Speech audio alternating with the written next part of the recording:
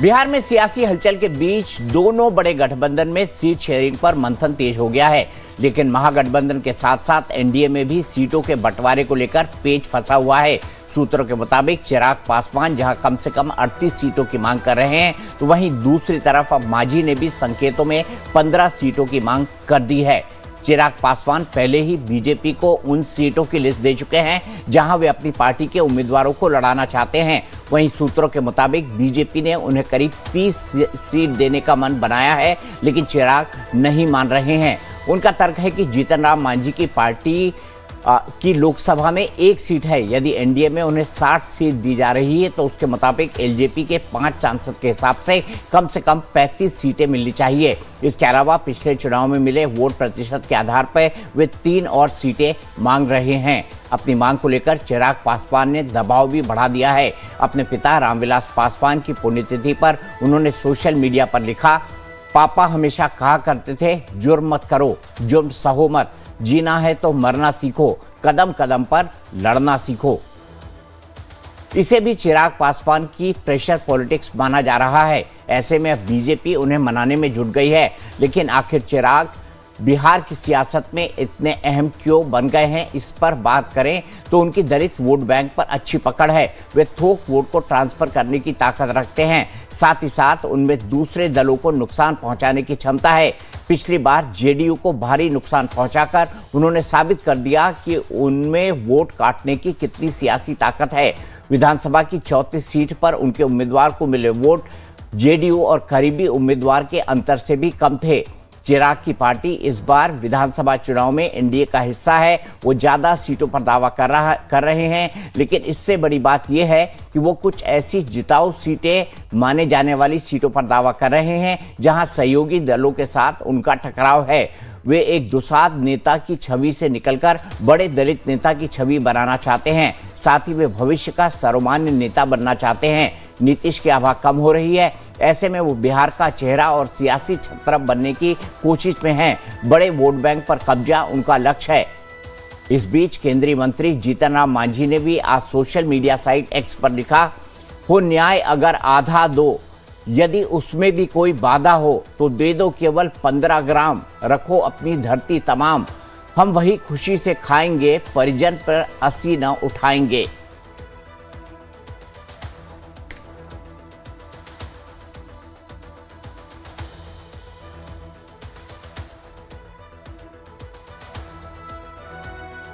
तो इसी पर बात करने के लिए मेरे साथ 2 खास मेहमान जुड़ चुके हैं। राहुल आनंद बीजेपी के प्रवक्ता थोड़ी ही देर में जुड़ेंगे। मेरे साथ बीजेपी के नेता सुदेश वर्मा हैं और मेरे साथ आरजेडी के प्रवक्ता डॉक्टर राजकुमार राजन हैं। सबसे पहले सुदेश जी, मैं आपसे जानना चाहूंगा, कितना मना पाएंगे चिराग पासवान को, क्योंकि चिराग पासवान की सीटों की भूख कम होती दिखाई नहीं दे रही है। देखिए, राजनीति में महत्वाकांक्षा तो होना ही चाहिए ना दीपक जी। पिछले बार भी आपने देखा था कि काफ़ी रस्साकसी हुई थी, बट फाइनली एनडीए साथ थे। चिराग जी ने नीतीश जी को अपोज किया था, लेकिन बीजेपी को समर्थन दिया था। तो politics is an art of possible, और हमें लगता है कि जो सीट डिमांड करते हैं और जो दे रहे हैं, ये सब बड़े परिपक्व प्लेयर्स हैं पॉलिटिक्स के। इन्हें भी पता है हकीकत क्या है, क्योंकि हकीकत से परे बात करेंगे तो वो नहीं होगा। इन्हें भी पता है और सबको जाना साथ है, क्योंकि बिहार का ये चुनाव बिहार की राजनीति को डिसाइसिवली बताएगा कि क्या ये आरजेडी के उस जंगल राज की ओर वापस जाएगा, ये जो विकास का जो राह चुना है नीतीश जी के नेतृत्व में, उस नेतृत्व को आगे बढ़ाकर एनडीए को फिर से विजयी बनाएगा। तो बहुत क्रूशियल चुनाव है और सारे प्लेयर्स इसको समझते हैं, तो इसको बहुत ज़्यादा टेंशन की बात न मानी जाए। सीनियर लीडरशिप है, ये लोग रिजॉल्व कर लेंगे इशूज़ को। ठीक है, सीधे पटना चलते हैं, उसके बाद राजकुमार राजन के पास चलेंगे। अमित, सबसे पहले जानना चाहूंगा, आपने अभी अभी खबर दी है कि तेजस्वी यादव 2 सीटों से चुनाव लड़ने वाले हैं। 2 सीटों से चुनाव लड़ने का फैसला तेजस्वी यादव आखिरकार क्यों कर रहे हैं? उसके बाद चिराग पासवान पर आएंगे। बिल्कुल दीपक जी, बहुत बड़ी खबर है, क्योंकि देखिए सुबह से खबर तैर रही थी, हमारे पास ये खबर थी, कई एंगल से हमने इसको खंगालने की कोशिश की। अब जाके ये कंफर्म हो चुका है कि तेजस्वी यादव 2 सीटों से चुनाव लड़ेंगे, ये लड़ सकते हैं। और ये फुलपड़ास का जो सीट है जहां से कभी कर्पूरी ठाकुर चुनाव लड़े थे, यानी उनके जो अब सियासत चल रही है दीपक जी कर्पूरी ठाकुर को लेकर, अति पिछड़ा वोट बैंक को लेकर, तो एक प्रस्ताव तेजस्वी यादव के पास आया है। मगनीलाल मंडल जो है, जो प्रदेश अध्यक्ष है, उसी इलाके से, वहीं से फुलपड़ास से चुनाव जीतते रहे हैं। तो एक प्रस्ताव दिया गया कि आप वहां से चुनाव लड़े और तेजस्वी यादव भी चाहते हैं कि अति पिछड़ा वोट जो है उसको साधने की कोशिश की जाए, क्योंकि मिथिलांचल में काफी खराब परफॉर्मेंस रहा था 2020 में। सीमांचल में गढ़ रहा था आरजेडी का, वो गढ़ उखड़ चुका एआईएमआईएम के बाद। तो अब एक बड़ी कोशिश तेजस्वी यादव चाहते हैं कि राघोपुर के अलावा फुलपड़ास से वो चुनाव लड़े। और ये प्रस्ताव कल देर शाम ही प्रस्ताव ये आया है तेजस्वी यादव के पास। मगनीलाल मंडल से लेकर अब जो जगदानंद सिंह भी है वो भी चाहते हैं कि वो 2 जगह से चुनाव लड़े। तो ये बड़ी जानकारी आ रही है कि तेजस्वी यादव राघोपुर के अलावा फुलपड़ास सीट से ईबीसी वोट के लिए, एक्सट्रीम बैकवर्ड क्लास के वोट के लिए एक बड़ी कोशिश, वहां से वोट बैंक साधने की कोशिश, क्योंकि नीतीश कुमार के पास एक मजबूत वोट बैंक जो 36% वोट बैंक है ईबीसी का, उस पर मजबूत पकड़ है। तो तेजस्वी यादव चाहते हैं कि दूसरे जगह से, यानी फुलपड़ास से अगर चुनाव लड़ते हैं जो मधुबनी जिले के अंदर आता है, तो वहां से एक बड़ा मैसेज, एक बड़ा संदेश आप दे सकते हैं कि जो ईबीसी यानी एक्सट्रीम बैकवर्ड क्लास का 36% वोट है उसको आप साध सकते हैं। और सीमांचल के साथ मिथिलांचल तकरीबन 40 से 50 सीटें उससे प्रभावित हो सकती है। तो तेजस्वी यादव अभी इस पर मन बना रहे हैं कि क्या 2 जगह से चुनाव लड़ा जाए, क्योंकि एक प्रस्ताव आ चुका है। और इसकी एक जो एक बड़े नेता है उनसे हमारी बातचीत अभी हो रही थी, अभी इस जब हम इस कार्यक्रम से जुड़ रहे थे इससे ठीक पहले उन्हीं से बात हो रही थी। उन्होंने कहा कि देखिए एक प्रस्ताव हम लोगों ने दिया है, मगनीलाल मंडल भी चाहते हैं प्रदेश अध्यक्ष कि वहां से चुनाव लड़े और तेजस्वी यादव का ही मन है। लेकिन अभी हम लोग देख रहे हैं कि कितना फायदा वहां से हो सकता है अगर तेजस्वी यादव चुनाव लड़े। लेकिन एक्सट्रीम बैकवर्ड क्लास जो है, जो 36% जो वोट है उसको साधने की कोशिश की जा रही है। तो एक बड़ी जानकारी दीपक जी कि अगर तेजस्वी यादव राघोपुर विधानसभा क्षेत्र के अलावा दूसरे जगह का मन बना रहे, वो है जगह है फुलपड़ास जो मिथिलांचल से के इलाके में आता है। तो मिथिलांचल और सीमांचल का इलाका इससे प्रभावित हो सकता है, ये जहन में तेजस्वी यादव को है। तो एक बड़ी जानकारी छन के आ रही है आरजेडी खेमे से। ठीक है, अब दूसरी खबर पर आते हैं जो आज का हमारा मुख्य मुद्दा है। चिराग पासवान कितनी सीटों पर मानेंगे? देखिए चिराग पासवान 40 सीटों पर दावा कर दिए है। जैसे ही चिराग पासवान की तरफ से प्रेशर बन रहा है तो जीतन राम मांझी भी देखिए ट्वीट करके उन्होंने भी 15 सीटों का दावा ठोक दिया। लेकिन अब जो है, जो बीजेपी चाहती है कि 25 से 28 सीटों के बीच में उनको मना लिया जाए। अब चिराग पासवान जैसे ही पटना पहुंचते हैं, क्योंकि अभी वो शहर बन्नी में है, सरबन्नी से पटना के रास्ते में है, जो अपने पिता के आज पुण्यतिथि के मौके पर वहां गए हैं। जैसे ही वहां से लौटेंगे तो एनडीए के तमाम जो बड़े नेता है उनके घर पे जाएंगे, उनसे मुलाकात करेंगे।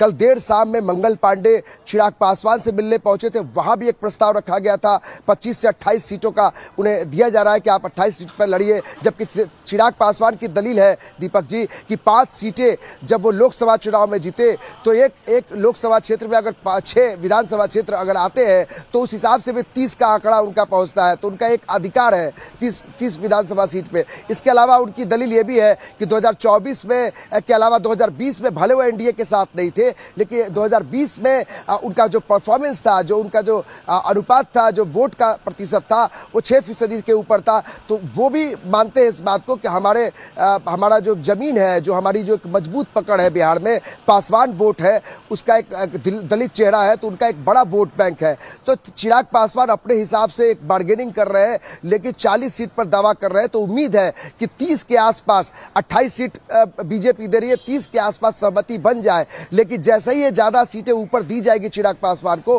तो इसका फायदा जीतन राम मांझी उठाना चाहेंगे दीपक जी। ये भी बीजेपी समझ रही है कि अगर चिराग पासवान को ज्यादा तवज्जो देंगे, अगर वो उनको हनुमान मानते हैं, तो फिर जीतन राम मांझी भी आंख अपनी तरेरना शुरू कर देंगे। अभी उन्होंने ट्वीट करके 15 सीटों की डिमांड कर दी है जी। तो जीतन राम मांझी तो सुदेश भाई कह चुके हैं, उन्होंने साफ कह दिया है कि हम एक भी सीटों पर नहीं लड़ेंगे, लेकिन एनडीए में बने रहेंगे अगर हमको सम्मानजनक सीटें नहीं मिली। आपके लिए तो दिक्कत हो जाएगी। 40 सीटें मांग रहे हैं चिराग पासवान, 15 सीटें, 38 से 40 सीटें वो मांग रहे हैं, 15 सीटें मांग रहे हैं जीतन राम मांझी। तो 55 सीटें तो ऐसी हो गई, टोटल 243 है। यानी क्या जेडीयू और बीजेपी 100 से कम पर लड़ेगी? नहीं, मुझे ऐसा नहीं लगता। जेडीयू बीजेपी ऑलमोस्ट बराबर सीट पर ही लड़ेंगी, जो रहा है पहले भी। और मुझे लगता है कि ये जो रस्साकसी जैसा मैं बता रहा था, ये चलता है जब तक सीट एडजस्टमेंट नहीं हो जाता है, क्योंकि हर व्यक्ति चाहता है उसकी पार्टी का वर्चस्व बढ़े। लेकिन अलायंस की भी मजबूरी है कि जो सारे लोग हैं, सारे लोगों को साथ चलना ज़रूरी है। ये सही बात है कि पासवान वोट रामविलास पासवान जी के कारण एक बहुत बड़ी लीगेसी चिराग पासवान को मिली है, और चिराग पासवान एक बहुत अच्छे चेहरे के रूप में इमर्ज किए हैं बिहार में। लेकिन ये भी उन्हें भी समझना होगा कि एनडीए के साथ हैं तभी वो एक ताकत है। एनडीए से बाहर जाएंगे तो वो जो फोर्सेस हैं उसमें वो समा जाएंगे और शायद अपनी अलग राजनीतिक पहचान नहीं। लेकिन पिछली बार तो एनडीए से बाहर जाकर उन्होंने आपकी सरकार को बनते बनते रोक दिया था। वो तो अगर किस्मत आपकी साथ ना होती तो हनुमान जो है वो आपकी जो सोने की लंका थी उसको जला चुके थे। देखिए, हनुमान तो हैं ही राम के वो, और हनुमान जो हैं वो 5 साल के लिए तो थे नहीं, हमेशा के लिए हैं। तो हनुमान जो हैं वो अपना कार्य जरूर करेंगे, और निश्चित ही उनके डिमांड को भी पार्टी लीडर्स जब बैठेंगे, जब हम लोग बैठते हैं तो आपको पता है Deepak ji, you know the internal functioning कैसे होता है। सब आंकड़े के साथ बैठते हैं, सब देखते हैं, क्योंकि जीतना ज़रूरी है। सिर्फ लड़ना, लड़ाई के लिए नहीं लड़ना है, जीतना है तो उसके लिए अच्छा कैंडिडेट आपके पास है कि नहीं, आपके आंकड़े कैसे थे, आपका कैंपेनिंग कैसा रहा है, और जनता के बीच में क्या पकड़ है, ये सब मिल के डिसाइड करेंगे। तो हमें नहीं लगता कोई बहुत बड़ा प्रॉब्लम होगा। शुरू में चर्चा के लिए ये विषय निश्चित ही बहुत इंपॉर्टेंट है। डॉक्टर राजकुमार राजन, ये एनडीए की इस खींचतान पर आप क्या कहेंगे? देखिए दीपक जी, ये सत्ता लोलुप संगठन है। आज पूरा बिहार देख रहा है कि सीटों के बंटवारे में किस तरह से रस्साकशी हो रही है।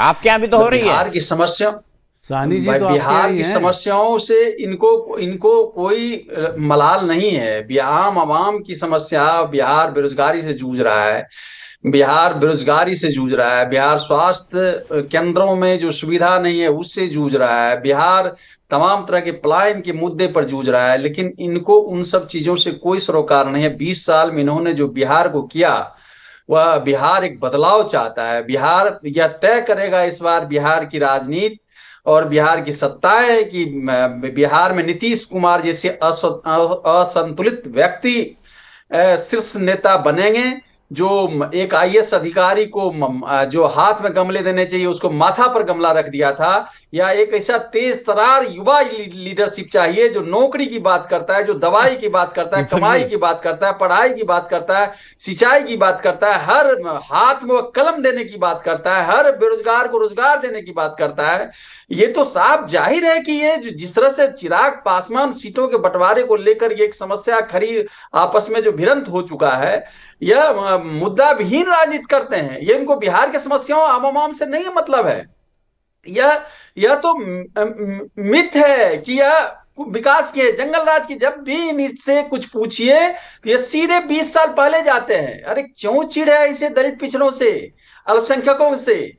जो 90% जनसंख्या जो हाशिए की जनता थी, उसको लालू जी ने जब उसको शासक बना दिया तो इनको किसी के लिए वह स्वर्ण युग था और इनको लगता है जंगल राज है। अरे जंगल राज कहते हुए थोड़ा सा अपने ऊपर प्रश्न खड़ा करना चाहिए कि किस मामले में कोर्ट ने कहा, और अपनी बात विकास की बात नहीं करके सीधे जंगल राज की बात करते हैं। अभी की जो समस्या 20 साल में, उसका तो रिपोर्ट कार्ड दीजिए आपने क्या किया, विधि व्यवस्था क्या चरमराई हुई है, एक भी स्वास्थ्य केंद्र सही नहीं है, पूरा दिल्ली जो है हॉस्पिटल जो है बिहारियों से भरा रहता है, रोजगार प्राप्त करने के लिए वहां से प्लान करके दूसरे राज्यों में चले जाते हैं, शिक्षा ग्रहण करने के लिए दूसरे राज्यों में चले जाते हैं। तो इनको मुद्दे से सरोकार नहीं है, बिहार के विकास से सरोकार नहीं है। बिहार में देखिए 73% बाढ़ में जो पीड़ित रहता है, बाढ़ से आच्छादित रहता है, उन मुद्दों की सॉल्व नहीं करना चाहते हैं। ठीक है, अब जब चुनाव आया तो आए दिन यह जो है नई नई घोषणाएं करते हैं। ठीक है, और बाद में मैं जानता हूँ फिसड्डी साबित होगा। आप तो जनता को मूर्ख बनाना चाहते हैं। ठीक है। डॉक्टर राजकुमार राजन जी, आपकी बात सुन ली। सुदेश वर्मा जवाब देना चाहते हैं। सुदेश वर्मा जी, चिराग पासवान, जीतन राम मांझी जिस तरह से कर रहे हैं, डॉक्टर राजकुमार राजन तो ठीक ही कह रहे हैं कि सत्ता लोलुप जो पार्टियां हैं उनका एक दल है एनडीए। हाँ, सत्ता लोलुप। साहनी जी सत्ता लोलुप नहीं हो तो सीधे बोल चुके हैं कि डिप्टी चीफ मिनिस्टर बुलाइए खुल के। अरे ये मैं नहीं बोलता हूँ कि आपकी पार्टी में हो रहा है तो इसके कारण आपकी पार्टी कमज़ोर है, नहीं। आपकी पार्टी कमज़ोर है क्योंकि बिहार का सोल्यूशन आपकी पार्टी से नहीं मिलेगा, और ये बिहारियों ने हमेशा तय किया है। अगर हमने जंगल राज बोला तो इसके पीछे एक पृष्ठभूमि है किस तरह से किडनैपिंग होती थी, किस तरह 7 बजे पटना शाम होने के पहले ही बंद हो जाता था, वहाँ चलना मुश्किल होता था। लोग ये भूल नहीं सकते इसको। और आप रोज़गार की बात करते हैं तो कैसे रोज़गार देंगे आप? लोग गरीब लोगों से ज़मीन छीन कर, ज़मीन अपने नाम लिखवा कर, और ये तो प्रूव हो चुका है। तो आप कम से कम इस पर बात नहीं करिए। आप सोल्यूशन नहीं है बिहार के लिए, आप बिहार के प्रॉब्लम का एक पार्ट हैं और इसको जनता ने रियलाइज़ किया है। तो कोई चांस नहीं है आपका। ये रस्साकसी जो हम लोगों के बीच में है ये होगी सीट एडजस्टमेंट के लिए। मैं तो बोलता हूँ कि पार्टीज़ जो हैं महत्वाकांक्षी होना चाहिए, महत्वाकांक्षी, लेकिन कैसे उसको रिजॉल्व करते हैं वो इम्पॉर्टेंट है। और आपके नेता 2 जगह से लड़ने की बात कर रहे हैं, उस पर आप नहीं बोल रहे हैं, आपको कमजोरी नहीं दिख रही है। राघोपुर से तो उन्हें जीतना चाहिए, उनका तो पॉकेट बोरो है, लेकिन उन्हें लगता होगा कि शायद वहाँ से बिहार जाएंगे तो दूसरा कॉन्स्टिट्यूंसी खोज रहे हैं, जिस तरह से राहुल गांधी जी ने वायनाड खोजा था। तो अपने अंदर झांक के देखिए तो शायद आपको दिखेगा बिहार का चित्र क्या है। ठीक है, हम एक ब्रेक के लिए रुकेंगे।